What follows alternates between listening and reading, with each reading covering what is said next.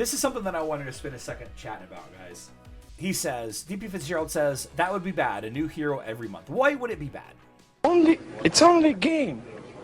Why you have to be mad? Why would it be bad?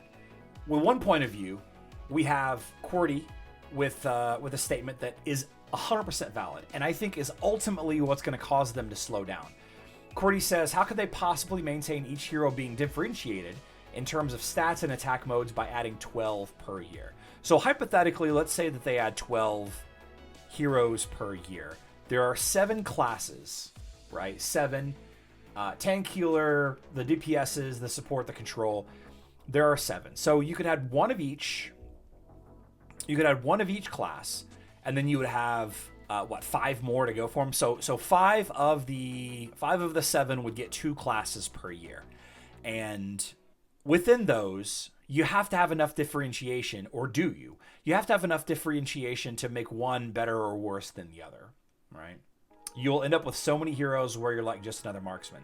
So another point of view, Ben Little, is the people will stop caring about the new heroes because there are so many that are similar. Another marksman hero. Okay, so we had Lara Croft, and Lara Croft has got just enough of a tweak to her that she is finding some use cases where Ginger, Artemis, Astrid and Lucas, Dante, Kira are not. Like, you would use her in a situation where you wouldn't use them, and vice versa, right? Different point of view there. I could see that.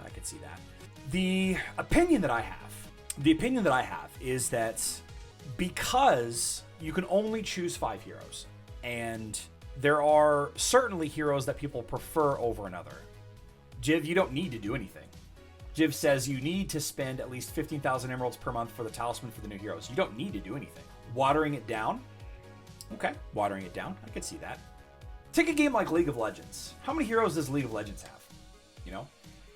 Or a fighting game. Like a 2D side-to-side fighting game, right? I don't know. And again, opinion here.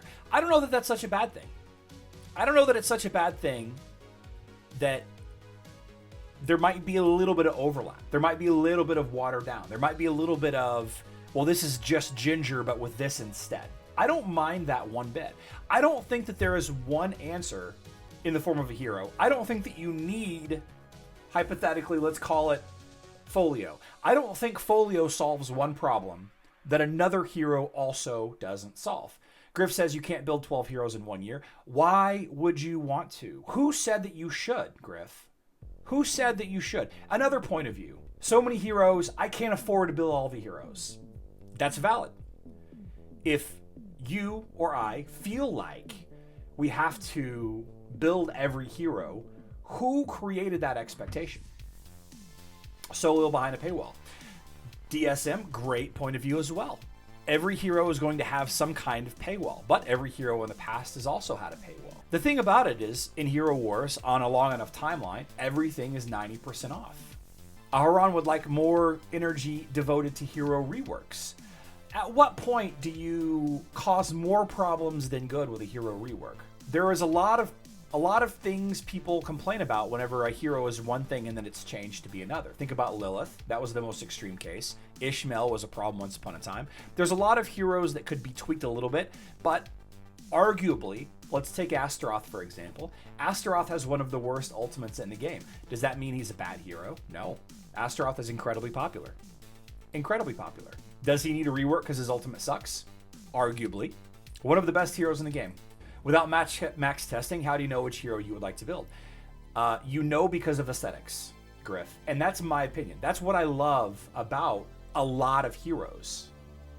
Aesthetics. Build a hero that you like aesthetically. Griff has got it. I disagree with Griff.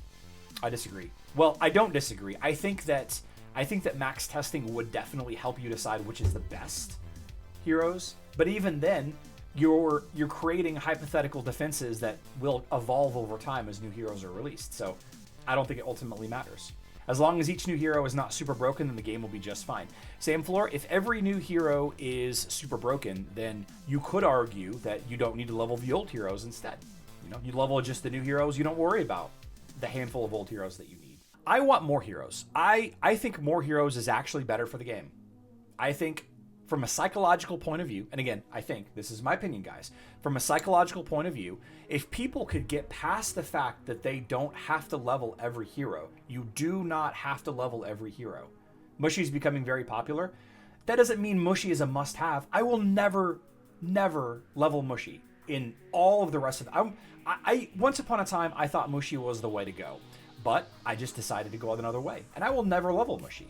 I don't think Mushy is needed. I think that Mushy solves a problem, but I think other heroes solve the same problem. The idea that you need Helios to counter critical hit heroes was viable 5 years ago. There are 4 to 6 heroes now that in a way counters critical hit heroes. So you don't need to level up Helios. I made a video 3 years ago saying that Helios isn't important anymore because there are other ways to counter crit heroes. And it's the same thinking. I think more heroes is a good thing. A lot of people are really upset about this. And what I think is this is really impacting 2 types of players. This is really impacting 2 types of players, and this might be a hard pill to swallow. If you are upset by what I'm about to say, then you might be one of these 2 types of players, okay? The first one, you are a top-end whale, top 10 guild, trying to stay relevant, realizing that you have to keep spending. You can't just spend for a little while and be done. In order to stay relevant consistently on top forever, you have to keep spending forever. That's the first kind of player that is being upset by this. The second kind of player that's being upset by this is the player that thinks that they have to level everything and that they're falling behind. Right? You got to consider this. There is a lot of people that play this game. A lot of people. And they all aren't whales. Okay? They all aren't big spenders. They all have to make budget resource decisions just like you do. Just like JL does. Just like Kevin does. Just like Walter does, right? You got to make budgetary resource decisions. Is Folio cool? Do you love Folio? Do you love his art? Do you love his magic abilities? Do you love his aesthetics? Do you love who he pairs with? Level him up, right? Do you not? Then don't. In 6 months, guys, think about this. Does anybody complain about leveling Amira? Does anybody complain about leveling up Corvus and Morgan?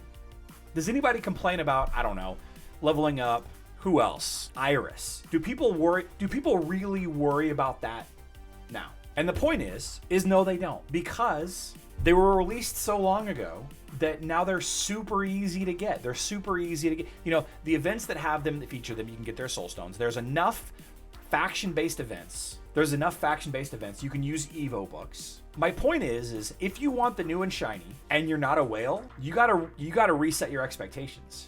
Some people are saying it used to cost $100 to max out a hero. That may be true.